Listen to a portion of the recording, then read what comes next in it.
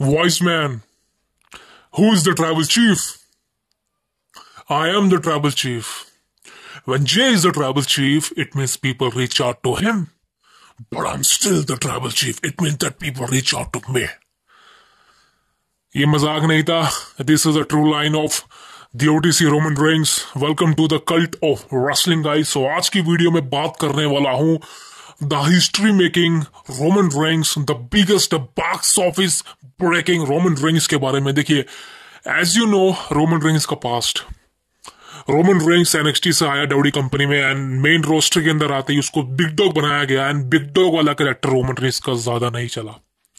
आप सब जानते हैं कि रोमन रेंग्स जब बिग डॉग था तो वो ज्यादा फैंस के बीच में सर्कुलेट नहीं हो पाया बिकॉज कहीं ना कहीं रोमन रेंग्स के साथ एक चीज हमेशा से जुड़ी हुई है. वो ये है दोस्तों कि रोमन रेंग्स को ओवर पुश किया जाता है. विंस मैकमैन रोमन रेंग्स को फेवर करता था. विंस मैकमैन रोमन रेंग्स को पसंद करता था. विंस मैकमैन रोमन रेंग्स का एक तरह से फेवरेट था. ये दोनों एक दूसरे को पसंद करते थे और रोमन रेंग्स विंस मैकमैन का फेवरेट WWE सुपरस्टार था.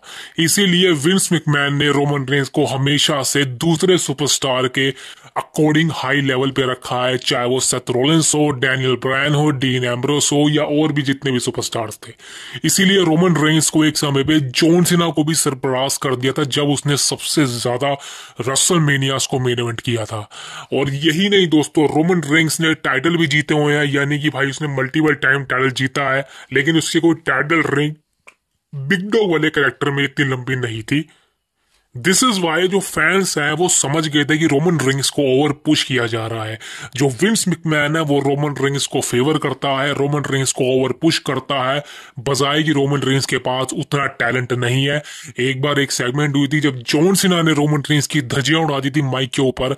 जॉन सीना ने क्लियर बोल दिया था, भाई तू अपने माइक पे काम कर, तू माइक पे बिल्कुल अच्छा नहीं बोलता. और फैंस के बीच में रोमन रेंग्स को वो एक बेइज्जती करना कहीं ना कहीं भाई रोमन के कैरेक्टर के लिए सही नहीं था. और विंस को तो पता था ये बात कि रोमन रेंग्स के बाद माइक स्किल नहीं है, रोमन रेंग्स खाली रेसलिंग कर सकता है और उसको मैं पुश कर सकता हूं. रेसलमेनिया 31 से लेके रेसलमेनिया 38 तक रोमन रेंग्स ने लगातार मेन इवेंट किया है, लगातार रेसलमेनियास को मेन इवेंट किया है. आप गिनती कर लो, करीबन 5-6 सालों तक लगातार रेसलमेनिया को मेन इवेंट करना कोई छोटी बात नहीं है. फैंस समझ गए थे कि रोमन रेंग्स को ओवर पुश किया जा रहा है. यही रीजन था कि रोमन रेंग्स पे फैंस चढ़ गए.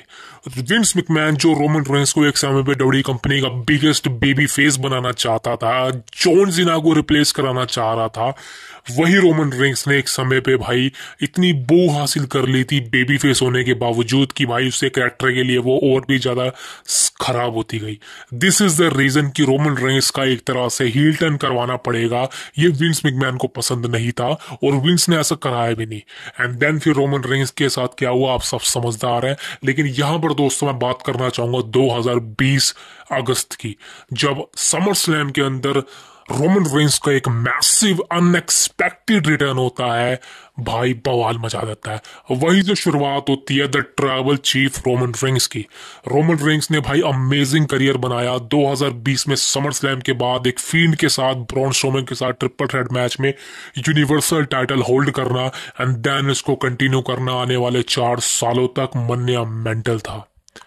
इसी के बीच में जे उसो को अपने भाई को अपने साथ ज्वाइन करवाना, पॉल हेमन को वाइज मैन रखना और एक नई ट्राइबल चीफ, एक नया हेड ऑफ द टेबल की गिमिक को दुनिया के सामने उजागर करना कोई छोटी मोटी बात नहीं है.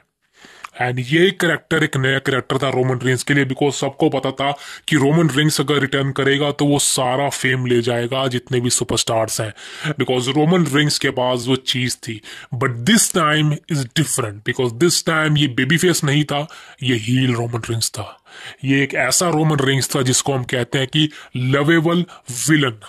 समझ रहे हो मैं क्या कह रहा हूं. ये वो रोमन रेंग्स का जिसको सबने पसंद करा, जिसके साथ फैन बन गए. जे उसो के साथ शुरुआत करते हैं ब्लड लाइन नाम का ग्रुप बनाना, अपनी फैमिली को लेगेसी को आगे बढ़ाना, ऊला फालो को अपने फादर के हाथों से पहनना, अपने ही भाइयों के खिलाफ फ्यूड देना एंड देन उन्हीं को अपने साथ ज्वाइन करवाना, उनको समझाना कि जो मैं कर रहा हूं वो सही है. भले ही हमारा तरीका गलत है लेकिन यही सही है। आई am the head of the table. मैं सबको पालना चाहता हूँ, अपनी फैमिली की लेगेसी को आगे बढ़ाना चाहता हूँ, because I am the tribal chief, I am your tribal chief. तो जे ऊसो और जिमी ऊसो ये दोनों ही रोमन के साथ शामिल होने के बाद एक नया ग्रुप बनता है डब्ल्यू कंपनी के अंदर, first time ever the blood line. And ये ग्रुप इतना बवाल मचाएगा किसी ने सोचा नहीं था। 2020, 2021, 2022, 2023 एंड 2024 भी बवाल मचा दिया। आई थिंक अगर ये ग्रुप ना होता कंपनी के पास तो मेरे ख्याल से डब्ल्यू कंपनी के लिए सरवाइव कर पाना मुश्किल हो जाता। ग्रुप के अंदर बहुत फाइटें हुई हैं, बहुत से अपोनेंट्स आए हैं, चाहे वो जॉन सीना हो, चाहे वो एज हो, चाहे वो ब्रॉक लेसनर हो, चाहे वो लोगन पॉल हो, चाहे वो कोडी रोड्स हो, चाहे वो केविन ओवेंस हो, चाहे वो सैमी ज़ेन हो। बहुत नाम, बहुत ही ज्यादा नाम इस फ्यूड के अंदर रोमन रेंस से लड़ने आए थे, लेकिन सब के सब हार गए क्योंकि रोमन रेंस का समय नहीं आया था हारने का। बात रेसलमेनिया 39 से पहले की है, जब रोमन रेंस का एक तरह से मैसिव पीक चल रहा था। हर फ्यूड के अंदर, हर स्टोरी लाइन के अंदर, हर मेन इवेंट के अंदर रोमन रेंस का मैच ही होता था।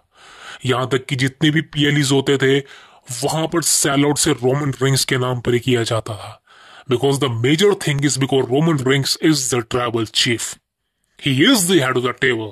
और जितने भी टाइटल डिफेंड कर रहे हैं उसने हर वक्त, हर किसी पीएलई के अंदर जितने भी उसने टाइटल डिफेंड कर रहे हैं उसने रिटेन करा है, बिकॉज उसका प्रेडिक्शन लेवल इतना ज्यादा हाई था कि रोमन रेंस अगर इस मैच के अंदर है तो वो टाइटल हारेगा ही नहीं, सवाल ही नहीं है। बट यहां पर एक मैसिव एंटरटेनमेंट थी कि रोमन रेंस के मैच की एंडिंग कुछ इस तरह होती थी कि उसके जो भाई हैं जे और जिमी भाई, ये दोनों आके रोमन रेंस को बचा लेते थे। और इतना ही नहीं, तो फ्यूड चल रही थी रोमन रेंस और ड्रू मैकिंटायर की। सोलो सिकोआ का क्लैश एट द कैसल में डेब्यू एक मैसिव ब्लड लाइन बना देता था, बिकॉज यहां पर दोस्तों पूरी ब्लड लाइन के अंदर ऊसोस ब्रदर से लेकर रोमन रेंस शामिल होने के बाद एक मैसिव ब्लड लाइन बनती है। और इतना ही नहीं, सैमी ज़ेन का वो एंटरटेनमेंट दिखाना, सैमी ज़ेन का वो एक gimmick, I am a Sami Uso, I am the part of the bloodline, ये अपने आप में एक मैसिव था। और उसके बाद रोमन रेंस सैमी ज़ेन की जो फ्यूड चली है, भले ही वो रेसलमेनिया कैलिबर की थी, बट एलिमिनेशन चेम्बर के अंदर बवाल मैच था। एंड सैमी ज़ेन ने खासकर इस ग्रुप के अंदर जो चीजें दिखाई भाई वो भूली नहीं जा सकती। That is the major thing. बात करें बीस्ट ब्रॉक लेसनर की, ब्रॉक लेसनर के आने से लग रहा था कि रोमन रेंस के टाइटल एंड आ गए हैं, रोमन रेंस हारने वाला है, लेकिन ब्रॉक लेसनर को भी सरप्राइज कर दिया, उसको क्राउन जूल में हराया। रेसलमेनिया 38 के अंदर ब्रॉक लेसनर को हरा के अनडिस्प्यूटेड टाइटल बनना, जीतना मैसिव चीज थी। यही नहीं, रेसलमेनिया 37 के अंदर जब लग रहा था कि the rated R superstar Edge बनने वाला है यूनिवर्सल चैंपियन ट्रिपल हेड मैच में against Roman Reigns and Daniel Bryan, वहां पर भी रोमन रेंस ने अपना टाइटल को किसी ना किसी तरह से बचा कर ले गया और एक डोमिनेट विक्ट्री हासिल करी रेसलमेनिया 37 इन टैम्पा बे। बवाल रेसलमेनियास थी, हर रेसलमेनिया में रोमन रेंस ने टाइटल रिटेन करा except WrestleMania 40। The massive thing is कि इसके अंदर एक सुपर हीरो था जिसका नाम था the American nightmare Cody Rhodes. WrestleMania 38 के अंदर डेब्यू, एक साल के अंदर रॉयल रंबल जीतना, एंड देन रेसलमेनिया में OTC Roman Reigns the massive superstar in WWE उसको चैलेंज करना अपने आप में एक ऐसा करिश्मा था कि कोई भूल नहीं सकता। लेकिन बात यही नहीं, बात है कि विंस मैकमैन के रेसलमेनिया 39 के कंट्रोल की, बिकॉज विंस ने हाथ में ली कमान और कोडी रोड्स को हारना पड़ेगा रोमन रेंस के अगेंस्ट। और रोमन रेंस ने एक साल और अपने टाइटल रन को खींचा। इसी साल के अंदर जे उसके साथ फ्यूड दी, इसी साल के अंदर लोगन पॉल एलए नाइट के साथ फ्यूड दी, I am sorry guys. And then फिर next year is gonna be always be 2024 the massive year of Roman Reigns career, because अब लग रहा था कहीं ना कहीं फाइनली रोमन रेंस का एंड है। और फाइनली रॉयल रंबल में कोडी रोड्स का back to back Royal Rumble जीतना एंड रेसलमेनिया में अगेन रोमन रेंस को फेस करना इन द मेन इवेंट, बात ही अलग होगी। और रोमन रेंस को हर मल्टी पर्सन मैच में एक ना एक मार खानी पड़ी इस मैच के अंदर, बजाय कि कोडी रोड्स ने अपने मैसिव हील फिनिशर्स के साथ इस मैच को जीता। I am talking about heel finisher बोलना मत, बिकॉज इस मैच के अंदर बहुत से सुपरस्टार्स का इंटरफेरेंस था। तो इसको हम एक क्लीन विक्ट्री या एक क्लीन मैच नहीं कहेंगे, because Roman Reigns versus Cody Rhodes WrestleMania 40 एक अच्छा मैच था, बट इसको क्लीन मैच नहीं कह सकते आप। रोमन रेंस पूरे पोटेंशियल के साथ लड़ा, कोडी रोड्स पूरे पोटेंशियल के साथ लड़ा, बट इस मैच के अंदर काफी ज्यादा इंटरफेरेंस हुई, जिसकी वजह से कोडी रोड्स ने रोमन रेंस को आसानी से हरा दिया। एंड लगभग 3 क्रॉस रोड के बाद रोमन रेंस का पिन हो गया। 1 2 3, that's it. Here is the new undisputed WWE universal champion Cody Rhodes. And then Roman Reigns is coming back. Roman Reigns is coming back because of Solo Sikoa. Solo Sikoa ने betrayal करा Roman Reigns को, family से निकाला, नए members add करे, Paul Heyman पे attack किया, and then summer slam में कोडी रोड्स के अगेंस्ट मैच लड़ा जहां पर ओटीसी का रिटर्न हुआ। And this is the history of the tribal chief. And then everybody saw what's going to happen at Crown Jewel, Survivor Series, at the Royal Rumble. In a few weeks, Roman Reigns will enter the Royal Rumble 2025. And आप सब जानते हैं यहाँ पर क्या होने वाला है। Odds is gonna be expected that Roman Reigns is not winning the Royal Rumble. पहले बता दूं, रोमन रेंस रॉयल रंबल नहीं जीतने वाला है।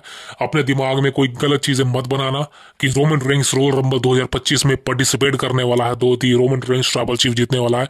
There is nothing. Roman Reigns को एलिमिनेट कौन करेगा? रोमन रेंस रॉयल रंबल नहीं जीतेगा कौन जीतेगा? सारी प्रेडिक्शन वीडियो आपको कुछ दिनों में मिल जाएगी before royal rumble. I think 1 जनवरी को, मैं 1 फरवरी को लेके आ जाऊंगा मैं, बिकॉज 2 को रॉयल रंबल होने वाला है। बट वहां तो पहुंचने के लिए आपको एक छोटी सी चीज करनी पड़ेगी, हमारे चैनल को सब्सक्राइब करना पड़ेगा, the cult of wrestling, because यहाँ पर आपको मैसिव अपडेट के साथ साथ ट्रस्टेड अपडेट भी मिलती है। And this is the biggest thing, because हम बात करते हैं कल्ट ऑफ रेसलिंग के, हम बात करते हैं biggest professional wrestling in WWE, हम बात करते हैं biggest superstar in WWE। As expected the royal rumble is coming back in 2025। 7 दिन रह चुके हैं, but I think the massive event is coming, because बहुत सरप्राइजेस हैं, बहुत मैसिव रिटर्न्स हैं, बिल्कुल मैसिव रिटर्न्स हैं। किस किस के रिटर्न है अभी नहीं, रॉयल रंबल से पहले बताऊंगा, लेकिन उसके लिए नोटिफिकेशन बहुत ज्यादा जरूरी है guys. So subscribe it. I see you tomorrow. Thank you very much.